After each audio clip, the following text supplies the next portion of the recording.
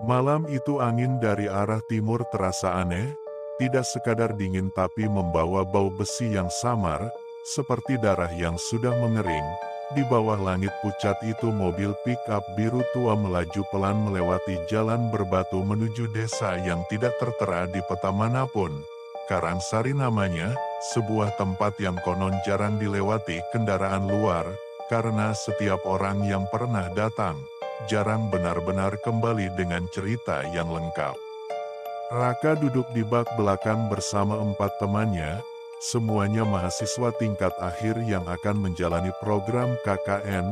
Di matanya, desa itu tampak biasa saja, sawah terbentang, rumah-rumah joglo tua berdiri rapat, namun ada sesuatu di udara yang sulit dijelaskan, semacam tekanan sunyi yang membuat dada terasa berat, seperti sedang diperhatikan dari balik pepohonan jati yang berdiri tegak di pinggir jalan. Mereka disambut oleh seorang lelaki berbaju coklat tua dengan peci hitam, katanya dia Lurah Karangsari, suaranya dalam, matanya tajam, dan senyumnya menggantung di ujung bibir, bukan senyum ramah, tapi lebih seperti senyum yang menilai. Raka menyalami tangannya dengan ragu.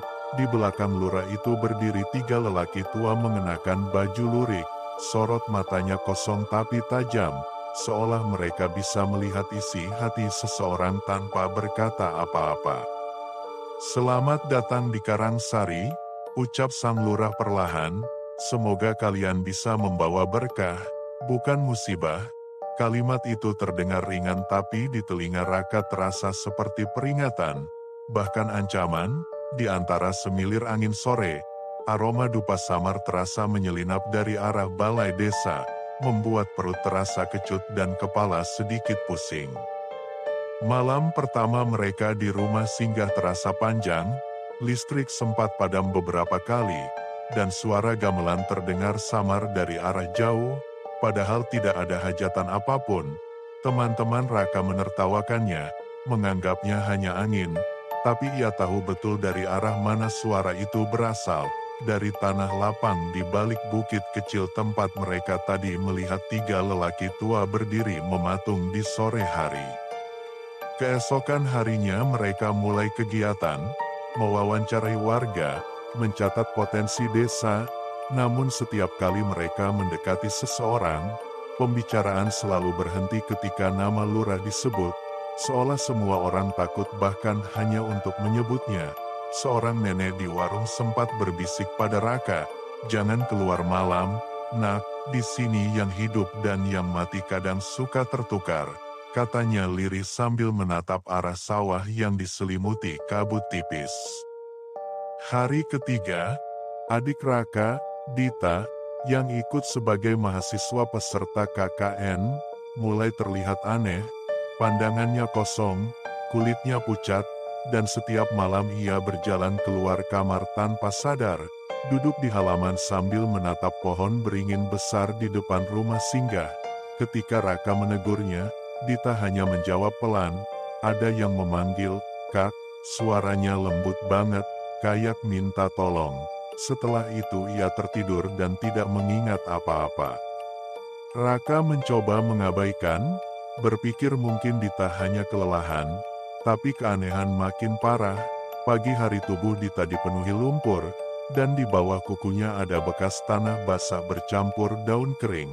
Warga mulai berbisik, beberapa dari mereka memandang Dita dengan tatapan takut, ada yang bahkan menutup pintu rapat ketika Raka lewat. Sore harinya, lurah datang ke rumah singgah membawa 3 lelaki tua yang sama.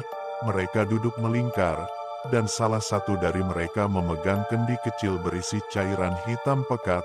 Raka diminta keluar ruangan, katanya ritual bersih desa, tapi dari celah jendela ia melihat sesuatu yang membuat darahnya membeku. Mereka meneteskan cairan itu di dahi adiknya, sambil melafalkan mantra dengan suara rendah dan ritme yang lambat, seperti doa kematian. Raka menerobos masuk, tapi ditahan oleh 2 warga yang entah dari mana datangnya. Tubuh mereka kuat, matanya kosong, dan tangan mereka dingin seperti es. Ketika ia berteriak, Lurah hanya menatapnya datar.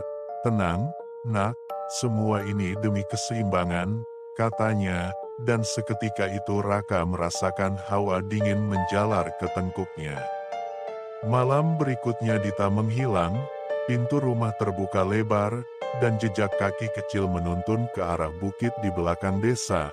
Raka berlari tanpa pikir panjang, tapi langkahnya terhenti ketika melihat 3 lelaki berpakaian lurik berdiri di bawah cahaya bulan. Tangan mereka berlumur tanah, dan di tengah-tengah mereka terbujur tubuh seseorang yang setengah terkubur, rambutnya panjang, kulitnya pucat, dan Raka tahu persis siapa dia. Suara azan subuh menggema dari kejauhan, tapi tak mampu menembus kesunyian itu, karena di malam yang beku itu, Raka sadar satu hal yang tak akan pernah bisa ia lupakan, bahwa adiknya telah dijadikan tumbal untuk sesuatu yang lebih tua dari sekadar adat, sesuatu yang bahkan para dukun itu pun tak sepenuhnya kuasai, sesuatu yang disebut warga setempat sebagai perjanjian Karangsari. Dan dari malam itu, Raka bersumpah, ia akan kembali, sendirian, untuk menghabisi semuanya. Sudah 2 bulan sejak kejadian itu, 2 bulan sejak jenazah Dita tidak pernah ditemukan dan pihak kampus menutup kasusnya dengan alasan hilang tersesat di hutan. Tapi Raka tahu betul adiknya tidak hilang, ia dikorbankan, dijadikan tumbal untuk sesuatu yang orang-orang desa itu sebut keseimbangan. Dan malam itu, Raka kembali ke Karangsari sendirian, membawa 1 ransel kecil berisi pakaian, air mineral, dan sebuah tas hitam yang di dalamnya terselip sebilah keris warisan ayahnya. Jalan menuju desa itu kini hampir tertutup semak, seperti tidak pernah dilewati siapapun. Angin dari arah utara membawa aroma lembab dan amis, udara terasa berat, seolah setiap langkah kaki menekan bumi yang menyimpan rahasia. Di kejauhan terdengar lolongan anjing hutan bersahut-sahutan, tapi tidak ada cahaya lampu sama sekali, hanya sinar bulan pucat yang menyelinap di sela ranting, menyorot wajah Raka yang penuh amarah tapi juga ketakutan. Sesampainya di gerbang desa, papan kayu bertuliskan, "Selamat datang di Karangsari," sudah lapuk, hurufnya terkelupas, dan di bawahnya terdapat kain merah yang diikat longgar, seperti sisa dari upacara. Raka menyentuhnya. Kain itu lembab, seperti baru saja dibasahi darah. Ia menarik napas panjang dan melangkah masuk. Langkahnya pelan tapi tegas, di telinganya samar terdengar suara gamelan seperti waktu pertama kali datang ke sini. Namun kali ini tidak ada manusia satupun di jalan, hanya rumah-rumah tua yang pintunya tertutup rapat. Raka menuju rumah singgah tempat dulu ia dan teman-temannya tinggal. Pintunya terkunci, tapi ia tahu di balik pintu itu masih ada sisa-sisa dari ritual terakhir. Ketika ia mendorong pintu dengan bahunya, aroma dupa langsung menyeruak. Di lantai masih ada bekas lingkaran arang dan beberapa bunga kering yang sudah menghitam. Di tengahnya terdapat kendi kecil pecah separuh, dan di dalamnya tersisa cairan kental berwarna gelap. Ia menatap benda itu lama, kemudian berbisik pada dirinya sendiri, ini belum selesai. Dari balik jendela, bayangan seseorang melintas cepat. Raka keluar dan mengikuti. Langkahnya berhenti di halaman balai desa. Di sana, duduk seorang lelaki tua berpakaian lurik. Wajahnya pucat tapi sorot matanya masih sama seperti waktu itu, tajam dan tak berkedip. Raka mendekat dengan hati-hati, dan lelaki itu berbicara tanpa menoleh. Suaranya parau dan pelan. "Kau seharusnya tidak kembali, nak, karena tanah ini sudah menelan janjimu." Raka menggenggam keris di balik jaketnya. "Aku tidak datang untuk berbicara," jawabnya datar, tapi lelaki itu justru tersenyum samar. "Kalau begitu, kau akan menjadi bagian dari mereka," katanya sambil menunjuk ke arah hutan, dan seketika dari balik pepohonan muncul 2 sosok lain. Dukun tua yang dulu ada di rumah lurah. Mereka berjalan lambat, langkahnya menyeret, tapi aura di sekitar mereka seperti menekan udara. membuat napas terasa berat. Raka mundur selangkah, tapi matanya fokus. Ia tak ingin takut lagi. Satu di antara para dukun itu menggumamkan mantra. Tanah di sekitar kaki Raka mulai bergetar halus, tapi ia menghunus kerisnya, menatap mereka dengan pandangan tajam. "Kembalikan adikku," katanya pelan, dan tiba-tiba suara gamelan berhenti. Angin pun ikut diam, yang tersisa hanyalah suara napas mereka bertiga, berat, seperti saling menunggu siapa yang akan bergerak duluan. Lalu dari kejauhan terdengar suara perempuan menangis.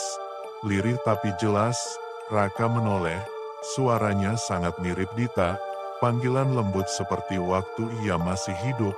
"Kak, jangan marah," katanya, dan seketika tubuh Raka bergetar, tapi ia sadar itu bukan suara adiknya, karena dari bayangan di bawah beringin, sosok itu bukan manusia, tubuhnya separuh tertanam tanah, wajahnya pucat tanpa mata, hanya lubang hitam yang meneteskan cairan gelap seperti darah. Para dukun itu tersenyum bersamaan. "Lihat, dia sudah diterima," kata mereka. Namun sebelum mereka menyelesaikan ucapannya, Raka melangkah cepat dan menancapkan keris ke tanah di depan mereka. Teriakan keras menggema, cahaya merah menyala dari dalam bumi. Ketiga dukun itu mundur, tapi satu di antaranya tersungkur dan tubuhnya terbakar dari dalam. Kulitnya retak seperti tanah kering. Raka menatap api itu tanpa berkedip, wajahnya keras, matanya berair. Di antara asap tipis, ia mendengar suara lurah dari arah belakang. "Kau sudah membuka pintu yang seharusnya tidak pernah kau sentuh." Suaranya tenang tapi penuh ancaman. Raka menoleh, dan di sana, Lurah Karangsari berdiri dengan pakaian dinas yang masih sama, tapi matanya hitam pekat seperti bara tanpa cahaya. "Jika kau ingin kebenaran, ikut aku," katanya pelan, dan ia berjalan menuju bukit di belakang balai desa, tempat Dita terakhir kali terlihat. Raka tahu, malam ini bukan sekadar malam balas dendam, tapi malam ketika semua rahasia Karangsari akan mulai terungkap, satu persatu, dengan darah yang baru. Langkah kaki Lurah Karangsari berat dan lambat, tapi mantap, seperti seseorang yang sudah terbiasa berjalan di antara dunia hidup dan mati. Raka mengikutinya dari belakang, hanya diterangi sinar bulan yang menggantung pucat di atas langit. Di sepanjang jalan menuju bukit, suara jangkrik tak terdengar, hanya desir angin yang membawa aroma tanah basah bercampur bau dupa yang menempel di udara. Setiap langkah mendekati bukit terasa seperti berjalan menuju perut bumi. Semakin ke atas udara terasa dingin menusuk tulang, dan di antara pepohonan jati tua tampak beberapa batu besar tersusun membentuk lingkaran. Di tengahnya ada satu gundukan tanah yang ditutupi kain putih kusam. Di atasnya menancap dupa yang masih menyala. Asapnya melingkar ke udara seperti tali halus yang mengikat antara langit dan bumi. Lurah berhenti di tepi gundukan itu, lalu menatap Raka tanpa bicara lama sekali. Sorot matanya bukan lagi tajam seperti dulu, tapi kosong, seperti seseorang yang sudah kehilangan arah. "Di sini tempatnya," katanya lirih, "tempat semua yang dikorbankan untuk Karangsari dikembalikan ke tanah." Raka menatap gundukan itu, jantungnya berdegup keras, di benaknya hanya ada satu nama, Dita. Kenapa dia? Suara Raka pecah, hampir bergetar, tapi Lurah tetap diam, hanya menatap dupa yang makin habis terbakar. "Karena desa ini haus," jawabnya pelan. "Setiap 10 tahun, harus ada darah bersih yang ditanam agar sumber air tidak mati, agar sawah tidak tandus, dan agar tidak ada lagi yang meninggal kelaparan. Kami tidak punya pilihan, Nak," katanya tanpa menatap wajah Raka. Angin bertiup kencang, daun-daun kering beterbangan, dan tiba-tiba terdengar suara seperti seseorang yang menangis di bawah tanah. Lirih, tertahan, lalu berubah menjadi jeritan yang menggema di seluruh bukit. Raka melangkah maju, berlutut di depan gundukan itu. Tangannya menggali tanah dengan paksa, tanahnya basah, lembek, dan berbau amis. Lurah mencoba menahan, tapi Raka menepis. Menggali lebih dalam sampai jarinya menyentuh sesuatu yang lembek dan dingin. Ketika ia menariknya, kain putih kotor itu terangkat, dan dari balik lipatan tanah, tampak wajah perempuan muda yang sudah membiru. Rambutnya menempel di wajah, bibirnya pucat, dan di lehernya masih ada bekas benang hitam yang mengikat. Raka menatapnya lama tanpa bersuara, lalu menutup wajah itu dengan kedua tangannya. Suaranya serak, "Kau bilang ini untuk keseimbangan, tapi ini cuma dosa." Lurah menunduk, tubuhnya gemetar. "Aku juga kehilangan anakku dulu," katanya pelan.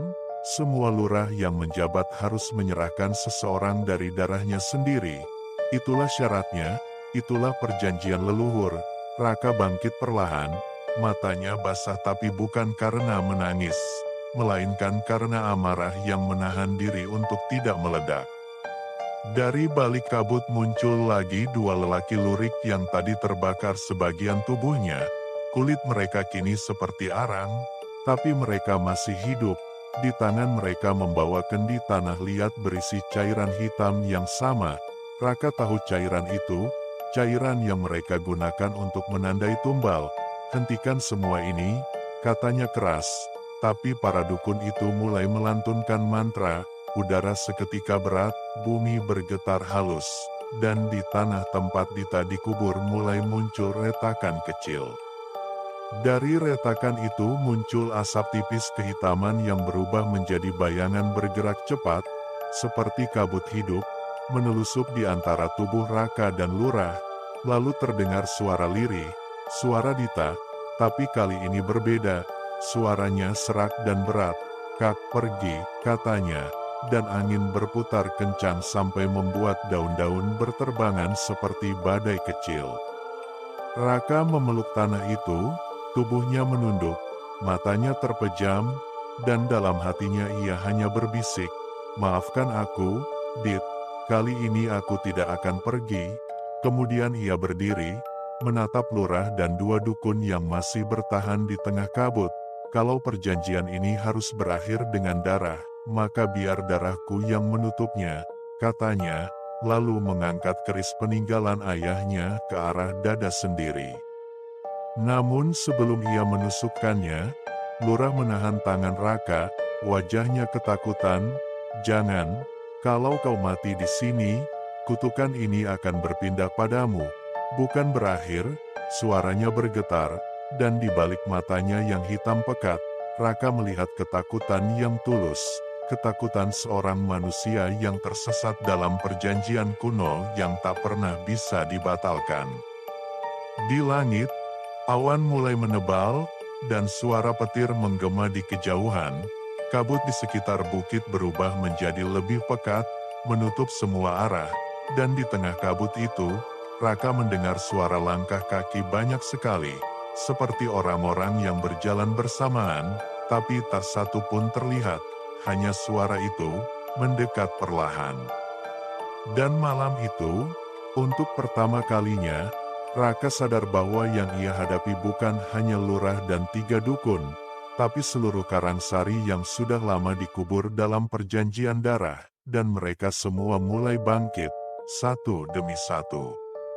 Kabut di puncak bukit semakin tebal, menutup pandangan hanya beberapa langkah di depan. Udara begitu berat sampai napas pun terasa seperti menelan batu. Raka berdiri di tengah lingkaran batu sambil memegang keris yang kini bergetar halus di tangannya. Dari arah kabut terdengar langkah kaki banyak sekali, seperti orang-orang yang berjalan tanpa arah. Langkahnya berat, terseret, dan diiringi suara lirih seperti bisikan nama yang tak ia kenal. Lurah Karangsari berdiri di belakangnya, tubuhnya gemetar, bibirnya bergetar seperti orang yang menahan mantra. "Mereka datang," katanya lirih, "roh-roh para tumbal. Mereka belum tenang karena darah terakhir belum dikembalikan." Raka menoleh cepat. "Darah terakhir siapa?" tanyanya dengan suara parau, dan Lurah menjawab pelan tanpa menatapnya, darahku sendiri. Angin berhembus dari segala arah, membawa suara perempuan menangis dan laki-laki yang merintih seperti sedang sekarat. Dari dalam kabut mulai muncul bayangan manusia, tubuh mereka pucat keabu-abuan, matanya kosong, rambutnya terurai basah, dan dari dada mereka keluar cahaya redup kekuningan seperti bara kecil yang masih menyala. Mereka tidak berjalan, tapi melayang pelan, mengelilingi Raka dan Lurah. Raka mundur satu langkah, tapi tanah di belakangnya tiba-tiba amblas, seperti ada tangan yang menarik dari bawah. Ia hampir terjatuh namun segera menancapkan keris ke tanah. Seketika tanah berhenti bergetar, tapi dari sela retakan muncul asap hitam yang berubah menjadi wajah samar. Wajah adiknya, Dita. "Kak, pulanglah, di sini bukan tempatmu." Suaranya lembut tapi dingin, membuat bulu kuduk Raka berdiri. "Tidak, aku belum selesai," jawab Raka pelan. Matanya menatap wajah kabur itu dengan getir. Lurah menunduk dalam, suaranya gemetar. "Kau tidak bisa melawannya, semua ini sudah disegel oleh leluhur. Darah manusia biasa tidak bisa memutuskan perjanjian yang dibuat dengan darah manusia pertama Karangsari," katanya. Lalu dari balik kabut 3 dukun tua muncul lagi. Tubuh mereka kini sudah berubah, wajahnya gosong, matanya merah, kulitnya retak seperti tanah kering. Tapi mereka tertawa lirih seperti orang yang sedang menikmati sesuatu. "Lihat, semua sudah menunggu," ucap salah satu dukun dengan suara serak. "Jangan lawan, biarkan kau dan dia menyatu, seperti dulu leluhurmu dengan bumi ini," kata mereka sambil melangkah perlahan ke arah Raka. Namun Raka tidak mundur lagi. Ia memutar keris di tangannya, dan dengan satu gerakan ia menggoreskan ujungnya ke tanah, menciptakan garis melingkar yang membentuk simbol menyerupai matahari kecil. Simbol yang dulu dia lihat di buku tua peninggalan ayahnya. Begitu simbol itu lengkap, angin berhenti total, seolah seluruh dunia menahan napas. Dan dalam keheningan itu Raka berbisik, "Kalau perjanjian ini dibuat dengan darah manusia pertama, maka biar darah manusia terakhir yang menghapusnya." Lalu ia menorehkan keris ke telapak tangannya sendiri. Darahnya menetes ke tanah, mengalir ke garis lingkaran, dan begitu menyentuh tanah, suara jeritan menggema dari segala arah, keras, panjang, seperti ratusan suara bersamaan. Lurah berteriak memanggil nama leluhur. Para dukun tersungkur, tubuh mereka berasap, dari dada mereka keluar cahaya merah menyala, tapi bukan bara, melainkan sesuatu yang bergerak cepat, seperti nyala roh yang mencoba kabur. Raka menahan sakit, darahnya terus menetes sampai tanah di sekelilingnya berubah warna menjadi hitam pekat. Namun semakin banyak darah yang jatuh, semakin tenang suasana di bukit itu. Jeritan pelan-pelan berhenti. Hanya tersisa suara napas Raka yang berat. Dari antara kabut, sosok Dita muncul lagi. Kali ini lebih jelas, wajahnya bersih, matanya lembut seperti dulu, tapi tubuhnya masih samar. "Kak, cukup," katanya, "kau sudah hentikan semua." Raka menatapnya dengan mata berkaca, tapi belum sempat menjawab, Lurah tiba-tiba berteriak keras. Tubuhnya menggeliat seperti terbakar dari dalam. Ia memegang dadanya dan jatuh berlutut. "Tidak, belum selesai," katanya. "Masih ada satu roh lagi yang belum dilepas." Raka menatapnya bingung. "Siapa?" tanyanya, dan Lurah menjawab lirih, "Roh penjaga perjanjian. Ia bukan manusia, ia bukan arwah, ia adalah bentuk dari janji itu sendiri." Dan begitu kata itu keluar, tanah di bawah mereka retak. Dari celahnya muncul tangan hitam besar dengan jari panjang seperti akar, mencengkeram tanah dan menarik sesuatu keluar. Wajahnya tidak berbentuk, hanya bayangan pekat dengan mata merah yang menyala seperti bara api di dalam sumur. Kabut berputar cepat. Para dukun yang masih hidup menjerit dan terbakar abis. Lurah jatuh tersungkur, dan Raka berdiri sendiri di tengah pusaran angin itu. Keris di tangannya menyala merah seperti bara, darah di telapak tangannya belum kering. Ia mengangkat senjatanya tinggi-tinggi, menatap makhluk itu tanpa takut. Suaranya pelan tapi tegas, "Kalau ini harga dari perjanjian, aku yang akan menutupnya." Dan malam itu, di Bukit Karangsari, suara gemuruh terdengar sampai ke lembah. Suara seperti petir yang tidak berhenti, diikuti cahaya merah yang memancar ke langit. Lalu semuanya hening, hanya tersisa kabut yang berputar pelan, dan bau besi yang samar, seperti darah yang baru saja tumpah untuk kedua kalinya. Malam itu, suasana warung terasa aneh, seolah udara berhenti berputar. Tidak ada angin, tidak ada suara jangkrik, bahkan lampu neon di warung Pak Naryo redup seperti kehabisan daya. Adi memperhatikan wajah Pak Naryo yang tampak murung. Matanya sayu, suaranya berat ketika berkata, "Kalau nanti ada yang datang beli bubur, jangan lihat wajahnya. Layanin saja seperti biasa." Adi tidak sempat bertanya, karena tak lama kemudian suara langkah kaki terdengar dari arah jalan setapak. Seseorang datang, tubuhnya tinggi tapi jalannya seperti melayang. Dari balik kaca warung, Adi hanya melihat kaki pelanggan itu, tapi aneh, kaki itu tak menapak tanah. Tubuhnya menggigil, namun ia tetap menyiapkan mangkuk bubur sesuai permintaan. Ia ingat pesan Pak Naryo, jangan melihat wajah pelanggan itu. Tapi rasa penasaran memaksa matanya untuk melirik sedikit. Sekilas saja, ia melihat sesuatu yang tak seharusnya manusia lihat. Wajah pelanggan itu tampak seperti terbakar, kulitnya meleleh, dan dari mulutnya keluar bisikan lirih, "Wes wayahe, Naryo." Mangkok bubur itu diletakkan di meja. Tapi begitu pelanggan itu meninggalkan warung, bubur yang disajikan berubah warna menjadi merah kehitaman, dan aroma amis memenuhi ruangan. Pak Naryo tak bicara sepatah kata pun. Ia hanya duduk, menunduk, dan kemudian berkata lirih, "Itu tumbal yang gagal diserahkan 5 tahun lalu. Sekarang dia datang sendiri untuk menjemput jatahnya." Adi tak paham maksudnya, tapi malam itu menjadi awal dari serangkaian kejadian yang membuatnya tak bisa tidur berhari-hari. Suara langkah kaki tanpa bayangan sering terdengar dari dapur, dan setiap dini hari, ada yang memanggil namanya dengan suara serak dari luar warung. Suara itu tak pernah keras, tapi selalu diucapkan dengan cara yang membuat darahnya membeku. "Adi." Dan setiap kali suara itu terdengar, bubur yang tersisa di meja selalu berubah menjadi merah pekat seperti darah.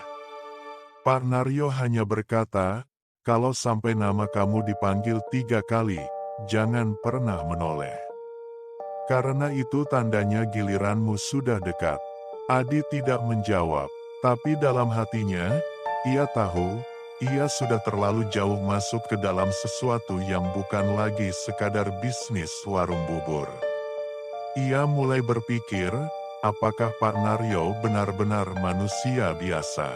Aku ingat malam itu langit benar-benar gelap, kabut turun lebih pekat dari biasanya, suara jangkrik pun lenyap seperti takut pada sesuatu yang lebih besar.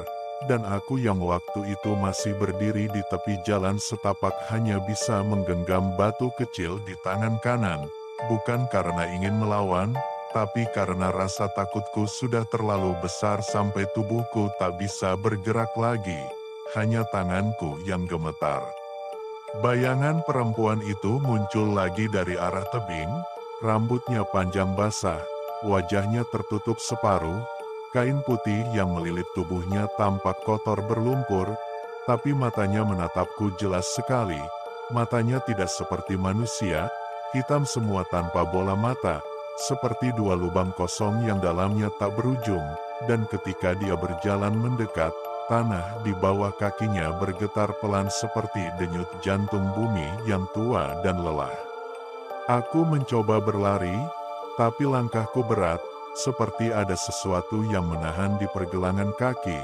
Saat kulihat ke bawah, tanah itu seolah hidup.